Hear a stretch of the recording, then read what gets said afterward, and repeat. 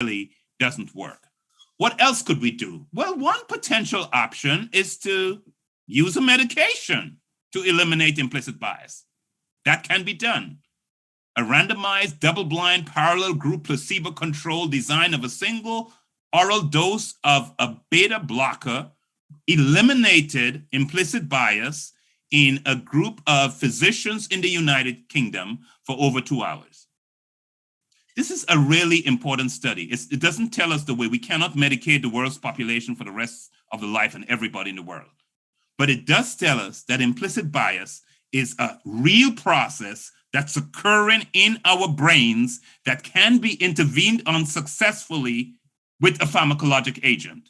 You see, in our society today, there are some leaders who say that implicit bias is fake news. It's not real. It's just people have made it up. No, it's not fake news. It's a real process in our brains that we can even use a chemical substance and intervene on it. The good news is there are a number of strategies that have been shown in scientific research to reduce implicit bias. Things like stereotype replacement, or counter-stereotype imaging, or individuation, or perspective taking, or increasing interracial contact. I'm going to explain them in a minute. I like to talk about the divine solution.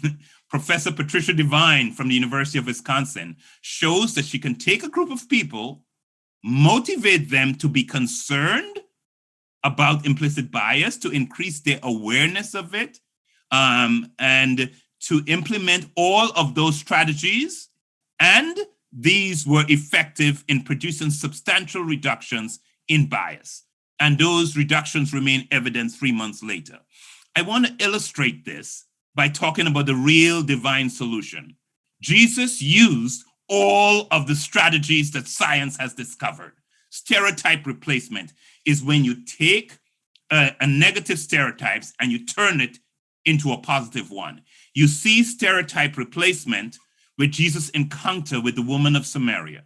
Jews didn't talk to Samaritans. Samaritan women were definitely unclean, would not have anything to do with them, yet Jesus elevated her, treated her with dignity and respect. You also see Jesus having women in Luke chapter 8 working alongside him in his ministry. That was a no-no. The rabbis thought a man was not supposed to even talk to a woman in the street, not even his own wife.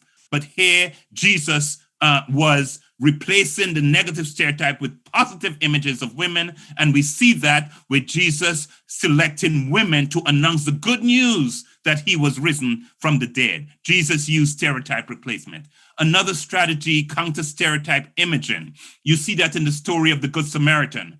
Counter-stereotype imaging, you think of all women are weak. Well, imagine what a strong woman looks like. Here, Jesus took the Samaritan, a despised group, and made the Samaritan the hero of the story. And in that story, gave his listeners the image of someone who did despise, who was doing something very positive. Counter-stereotype imaging. Individuation. We all process the complex cognitive information we face every day by social categorization, putting things into categories. Individuation says we resist that tendency and we pay attention to the specific, unique characteristics of each individual. And Jesus did that with every person every day that he met. He treated them as a child of God, not based on the negative social categories to which they might belong. Perspective taken is walking in the shoes of another. And that's what we are told about Jesus. He was touched with the feelings of our infirmities. He walked in our shoes, and therefore he's able to support us. He pitched his tent beside ours. And another strategy for reducing implicit bias is increasing interracial contact. And we saw Jesus doing that by talking to Samaritans, by meeting with the Syrophoenician woman, by helping the Roman centurion. These were not people of his group, but Jesus had contact with them. So in the example of Jesus in the Gospels, we see all of the strategies to reduce implicit bias. What are the challenges we face? We face challenges because in America, we, people of different racial ethnic groups do not live together. These are the levels of segregation. The level of 61 means that 61% of white people would have to change residence to have an even distribution of blacks and whites in the United States. And you can see what the numbers are: 49% for Latino white and 52% for Asian white. We do not socialize together. This is the percent of by race of social networks that are members of the same race. You see 91% of whites, most of their close friends are also white, 83% of blacks. That's true. It's much better for Hispanics, where there's much more diversity. 64% of their friends are Latino. And then we do not worship together. Here is a study reported only 10%. This is not at the Adventist church. All churches of U.S. congregations are integrated. 9% of whites say few or no blacks are in their religious services. 73% of blacks say their churches have few or no whites. This study is a little dated, but there hasn't been dramatic change over time. As many as 87% of Christian churches in the U.S. are made up of only white or only black members. We seem to be comfortable praising God with people who look like us. Our denominations are segregated. Of the U.S. 10 largest Christian denominations, 4 are predominantly white and 4 are predominantly black. Only Catholics and Southern Baptists have significant numbers of minorities. Historically, many U.S. churches divided into 2 separate denominations based on race. That happened a long time ago. So what I'm saying is most black and white Americans worship in separate but equal worlds, and neither side exhibits a sense of urgency to address the situation. And what's the consequence of this? Again, folks, I'm reporting the research. Studies reveal that persons who attend primarily white churches are more likely to exhibit racist behaviors and have negative stereotypes of blacks. People who attend integrated churches are more similar in their racial attitudes to non-attendees. That means they are less prejudiced, because religious people are more prejudiced than non-religious people. I'm going to get to that in a minute. Whites who attend segregated churches are more covertly and overtly racist than the other 2 groups. I'm just telling you what the research shows. Although there's a chicken and egg problem, we don't know if segregated churches lead to intolerance, or do prejudiced people seek out segregated churches. The jury is out on that. But what does the Bible tell us? 1 John 3:14, we know that we have passed from death into life because we love the brethren. Who are the brethren? All God's children, regardless of who they are or where they come from. He who does not love abides in death. What am I saying today? Christians can take a leadership role in calling on our leaders to rise to the demands of the gospel. The hour is too late for us to be playing church. The centrality of unity in our witnessing for Christ is not sufficiently appreciated even among Adventists. There's little motivation on the part of our church to address the issue. And I've talked about implicit bias, but we can't solve the problem if we also don't discuss explicit bias. So how is race and prejudice related? Early study published back in the 70s was entitled The Bias and the Pious. It found that more religious you were, the more likely you were to be prejudiced, and religious people were more prejudiced than non-religious people. The more frequently you attended church, the more racially prejudiced you were. The more orthodox your theology, the more prejudiced you were. So for example, if you believed in the inspiration of the Bible, you were more prejudiced. If you believed in the virgin birth of Mary, you were more prejudiced than those who didn't. Researchers found something interesting. Not all religious people were more prejudiced. It was only people who were extrinsically religious. For people who are extrinsically religious, their religion is utilitarian, it's rules-oriented, it's legalistic, it's driven by a desire to show their status and show that they are upright, as opposed to intrinsically religious people for whom religion is something personal, integrated into their worldview, and is a central motivating force in their life and affecting all aspects of their lives. And what the research found was that intrinsically religious people were less prejudiced. The problem is most Christians in the United States are extrinsically religious. More recent studies have looked at religion and intolerance. And what they find is that some types of religious beliefs and orientations lead to a certain rigidity in thinking, prejudice, and intolerance. Again, I'm just reporting the studies. Research documents that what is called a fundamentalist orientation, that's not a theological fundamentalism, but a psychological fundamentalism. A fundamentalist orientation psychologically is defined as a rigid, closed-minded worldview in which the individual believes that he or she religious beliefs are absolutely correct and everybody else is wrong. That is predictive of higher levels of prejudice. What seems to be important, the research finds, is not the content of your religious beliefs, but the inflexibility in which you hold those beliefs. I believe that Adventists should remember that while it is important for us to study to show ourselves approved unto God and to have a resolute commitment to the truths of God's word, we must nevertheless remember that we are engaged in lifelong learning and spiritual growth. In fact, there are many resources deeply embedded in the Adventist psyche that could be drawn on to address the tendency to be intolerant. The first, we believe that truth is progressive. The path of the just is as a shining light that shines more and more unto the perfect day. We may have a statement of doctrine that does not contain error, but we don't have all the truth. Truth, God constantly is revealing more truth to us. Growing in grace, constantly learning and expanding our understanding is what the Christian journey is like. In fact, we believe in revival and reformation, as Testimonies to Ministers says. And revival is a renewal of the spiritual life, a quickening of the powers of the mind, a resurrection from spiritual death. What is reformation? Reorganization, a change in ideas and theories, habits, and practices. When reformation comes, there's going to be a radical break with tradition. We will be doing things differently. Evangelical leader wrote a book about the 7 last words of the church, and we've never done it, never tried it that way before. And oftentimes in our churches, we are stuck in a rut because we are following tradition instead of thinking of how does God want us to grow and what is God calling us to do. Testimonies to Ministers, page 3. Spirit of Prophecy says those who think that they will never have to give up a cherished view, never have occasion to change an opinion, will be disappointed. As long as we hold to our own ideas and opinions with determined persistency, we cannot have the unity for which Christ prayed.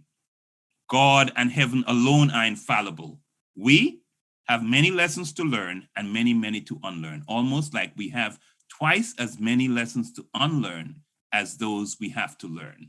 John 17 shares God's vision for his children, that they may all be one. Why?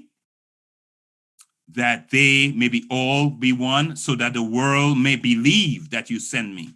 Verse 23, so that the world may know that you send me. In other words, what will convince the world of the power of the cross to change human nature is the unity of his followers. Spirit of prophecy, if you missed it in John 17, says harmony and union existing among men of varied dispositions is the strongest witness that can be borne that God has sent his son into the world to save sinners. And it is our privilege to bear that witness. In fact, we need each other. Spirit of prophecy also says there's no person, no nation that is perfect in every habit or thought. One must learn of another. Therefore, God wants the different nationalities to mingle together, to be one in judgment, one in purpose. Then the union that there is in Christ will be exemplified. How we get that union? When we mingle together to be one in judgment and one in purpose. It can be some doctrinal unity while we are off in our different camps. What's the test of true Christianity? Jesus said, I give you a new commandment, that you love one another. That alone is a lot, that he asking us to love one another, but he goes further. He says, love one another as I have loved you. And what's the sign? We are the witness to the world. By this shall all men know ye are my disciples, if you have love one for another. We need that love. that Jesus is talking about. We need it in our lives. We need to ask the Holy Spirit to baptize us anew with power from on high, to transform us, take away the stony hearts out of our flesh, and give us a heart of flesh. Given our awareness of implicit bias, we need to ask God to live out his life within us, so we will see each child of humanity through heaven's eyes and make a difference, to make a difference in their lives as God is calling us to do. May God bless each one of us as we seek to do this work that he is calling us to do.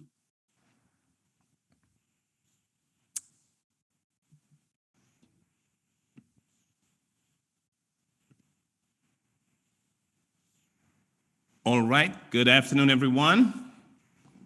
I am here live. I'm looking at questions in the chat. We do not have much time, but I'm trying to see what questions we have that I can answer quickly in the time that we have. There's a question that says, what relations implicit biases have with actual violence and crimes? I am not sure exactly what the questioner is asking. When we are talking about implicit bias, we are primarily talking about the ways in which people react, an individual reacts to someone else. And so it shapes our interaction in powerful ways, but I don't fully understand what the question is getting at. Another question is, what's the implication of implicit bias for SDA believers and churches? Implicit bias, the existence means that we could be treating people differently. And remember, implicit bias is not just about race. You may not have an anti-Black bias, for example, but I would ask you, what are your stereotypes about fat people, about gay people, about old people, about women? So these stereotypes, race is central in American society, but these stereotypes can apply to any social group. So what its implications for Adventists is that it can shape our social interactions with each other. It can shape how we relate to each other. It can shape how we treat each other. In the United States particularly, studies of implicit bias have focused on how implicit bias leads to differential treatment. That's a fancy word for discrimination. Another question, I'm trying to go through as many as quickly as I can because I know we don't have much time. As a Black individual, how are we supposed to manage this? Because in one way or the other, this impacts our feeling, emotions, and behavior. Remember, as a Black individual, you have implicit biases too. All people have implicit biases. The question is, what are the groups in which you have implicit biases towards? So all of us need to recognize that this is possible for us. The person who says, I treat everybody the same, I don't see any differences among people, I treat everyone the same, is the person, let him that thinketh he standeth, take heed lest he fall, take home that text and meditate upon it, because this is true of all human. If you are a normal human being, you have implicit biases against some group. So for all of us, we need to realize this could be me.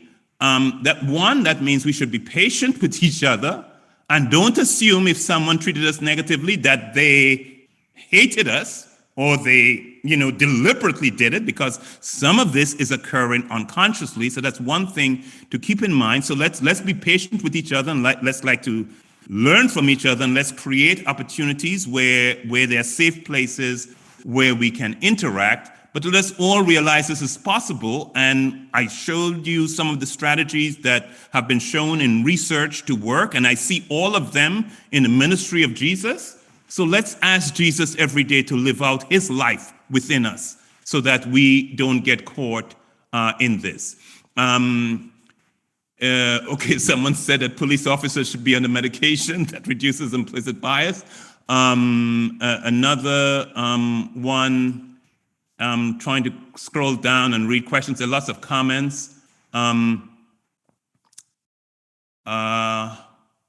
What if we change our language when it comes to race and speak of race in a singular rather than following the world in the belief that there's more than one race? This might sound simplistic, but it speaks to oneness, not only by creation, but by redemption too.